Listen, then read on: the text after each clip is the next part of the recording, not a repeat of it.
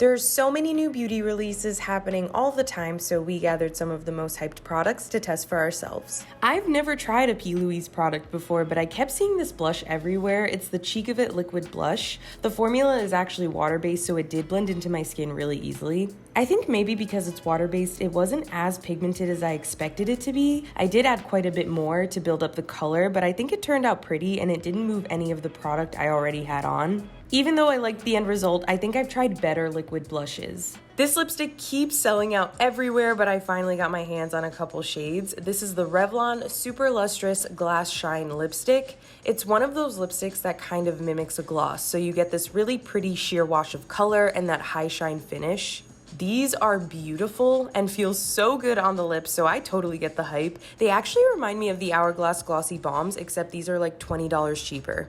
Miss A is that website where all of the makeup is super affordable. I saw people raving about their AOA Plush blush, so I had to try it. The packaging is literally like a nail polish, so it just felt a little odd applying, but I was really impressed with this. It's a gel formula, so it's more like a cheek stain that feels lightweight. These blend out so easily and they are very pigmented. I really love these. I also picked up the new AOA Flaw Eraser Foundation Sticks. I got a few shades so I could bronze and highlight with these as well.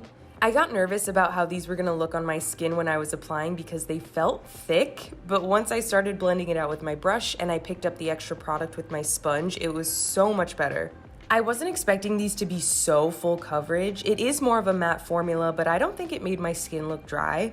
And all of my other products went on top of this just fine. I can't believe both of these products are under $2. Charlotte Tilbury just released this Hollywood Glow Glide Face Architect Highlighter. I got the shade Pillow Talk Glow. It's supposed to give this sort of soft focus glow rather than be super glittery. It also has emollients in it to hydrate the skin, which I don't think I've ever tried a hydrating powder highlighter. I'm torn on this product because from afar, I think it looks really beautiful, but up close, I feel like it made my skin look a bit textured. To be fair, my skin hasn't been great lately. It's been really dry and I've been getting little breakouts, so highlighter is probably the last thing I need right now. I do think this is really pretty. I just don't think it works great if you already have texture. I don't think I've purchased a CoverGirl product since high school, but these glosses were calling my name. This is the new Yummy Gloss. These smell incredible. The pinky clear one smells like a pina colada, and the more burgundy one smells like berries. The scents really took me back to like old school lip smackers. They have this huge doe foot applicator, which I'm a fan of, and they feel so good on the lips. Super shiny and not sticky at all. I do have to mention that the product description doesn't say this is a plumping gloss, but I got this tingly feeling on my lips when I applied it. I don't know if it's because it is plumping and they just weren't super clear about that, or if I'm allergic to something in it, but either way, just had to let you know.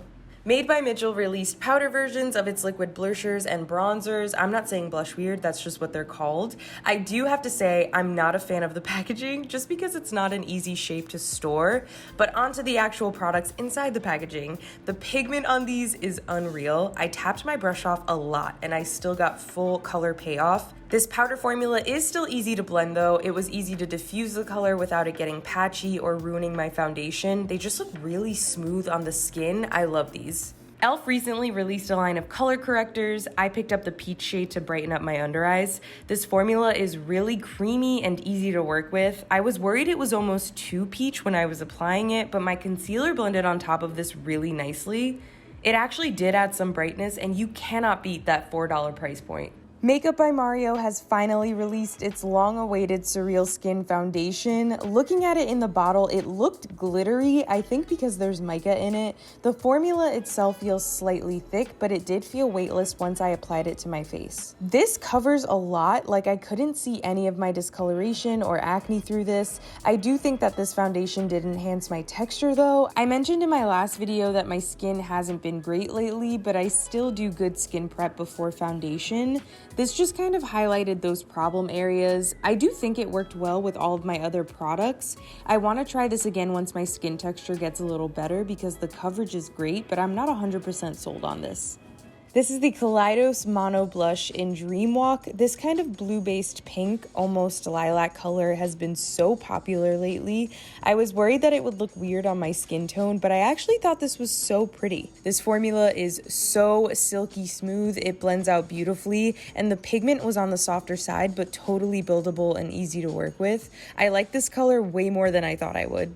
These are the Kiss Impress Press-On Falsies. So these are press-on lashes that don't need glue, and you apply them underneath your lashes instead of above, so it looks more natural. I'm not gonna lie, I had a really difficult time figuring these out. I don't wear falsies often, so I'm already not great at applying them, but this application process felt so much harder. Because you apply them below the lashes, it made my eyes water, which in turn made the lashes not stick very well. I tried pressing them together with my real lashes using the tweezers and my fingers, but they didn't feel secure at all. If I blinked too fast, they would just pop off. These have a lot of great reviews, so they just might not be right for me and my sensitive eyes. I just think applying falsies with glue feels a lot more secure. This is the REM Beauty Midnight Shadows Lustrous Liquid Eyeshadow in the shade Fembot. I've tried out this formula before, but this shade in particular is having a moment on TikTok. It's this sheer pinky nude color with a bunch of iridescent blue sparkles in it. It's really beautiful and shifty on the eyes. I do think the best way to apply it is with your fingers. This formula does dry down quickly, but it looks so cool and it doesn't settle in the creases of my lids. e.l.f. just released these O-Face Satin Lipsticks, so I picked up a couple shades.